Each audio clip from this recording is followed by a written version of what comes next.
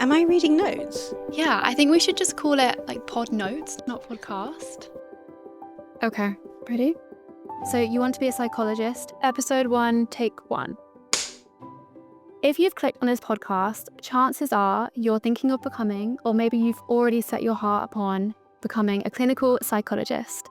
Now, psychology is an ever-growing and changing profession, and it is incredibly popular both as an A-level subject and as an undergraduate degree. According to higher education student statistics, there were over 102,000 students enrolled in 2023 to 2024 on a psychology undergraduate degree in the UK. And as a 2024 graduate myself, I was part of a cohort of 200 others, and there were 140 other UK universities that were offering psychology. And it was really easy to feel small and insignificant when I was graduating. And that feeling only got worse when I started looking at being a clinical psychologist. The doctorates are so famously competitive, and the clearinghouse now only says that there's a 21% chance of getting on to those doctorates.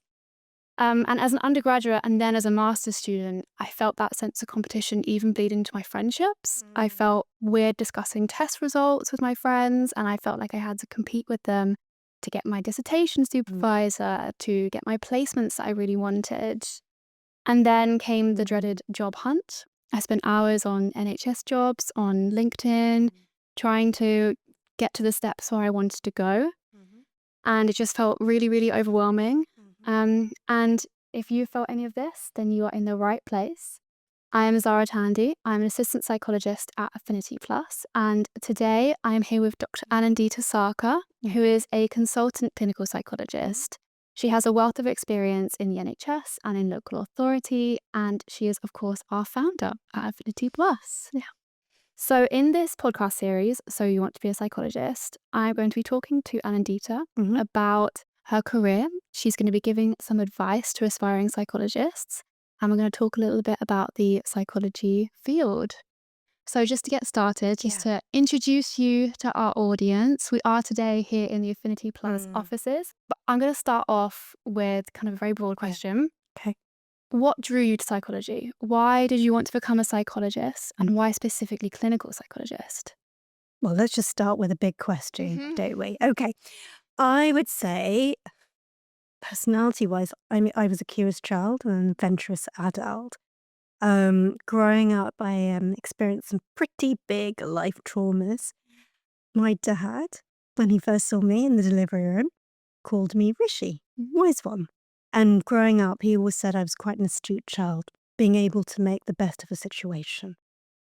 I was always curious because I was curious about the tension between the past, the present, and the future. And I always wanted to make, given the kind of life traumas I'd been through, the best of the present. Not being sad about the past, but also not being anxious about the future. And when I was at school, all throughout secondary school, I really loved physics and history.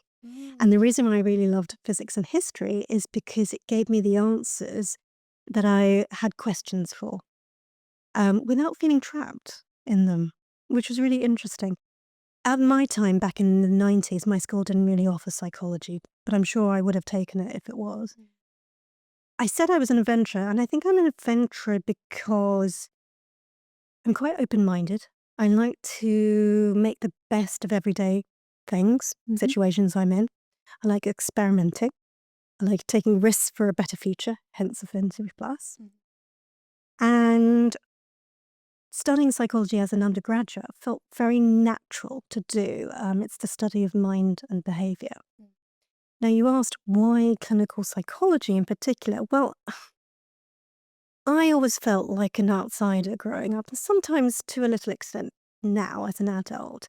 When I was growing up, I was always asked, and still am, where do you come from? And I would say north of the river. Sorry, I'm from London, so yeah, not North London.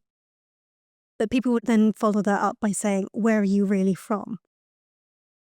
Also, people would ask me about my ethnicity. Are you Anglo-Indian? Or et cetera, et cetera. You don't really look Indian. What does that actually mean, and what do you do with that? At school, people would be listening to Take That, 90s kid. My best friend Susan would be carving Marco onto her desk, into her desk. And, but I wasn't. I was listening to Massive Attack and Beats International, Tom Waits. My friends would be off to Ibiza for the summer. I'd be traveling to Mongolia. So by 16, I definitely decided I wanted to become a clinical psychologist. And the reason being because when I had properly explored that, I realized it was an amazing field, not only to learn about mental health, but also society. It would help me challenge norms, question authority, really look at the forces that shape our lives. I think too often many of us are reacting to waves, the small things, the daily things, instead of questioning the tides, the systems underneath. Well, thank you. That was such an amazing answer. I think something that is facing our aspiring psychologists is this big weight of competition amongst each other. Did you feel that in your early career, and how did that shape how you approached your early career? Absolutely. And I was struck when you said 21%. I don't think that's changed when I applied back in 2006. So, yeah, it made me more reflective of my motivations of wanting to become a clinical psychologist. I didn't want to chase roles just for prestige. I wanted to have meaningful experiences. So for me, volunteering, doing research work, taking on relevant part-time roles as a student was so important to me. An example, I was a volunteer for Mind, and part of my volunteering was supporting someone attending their community program. These small experiences helped me get a glimpse into what clinical psychology involves. That's so kind of reassuring that these experiences that you're having, the point of them is that they're meaningful. It's not just about ticking them off a list and just as a goal. I think what you're saying is that depth matters more than breadth in this situation. Yes, exactly. I would say patience is key, understanding yourself, the field, but also taking the time of why you want to become a clinical psychologist. Well, that is a great message to end our very first episode on. So you want to be a psychologist, but we've really only just scratched the surface today of what we're going to speak about. We have so much more to talk about. Next time we're going to talk about what actually is a clinical psychologist. There are so many different psychologists out there. We're going to unpick the differences between them, and we're going to speak about the journey to the doctorate. See you then. I look forward to it, Zara.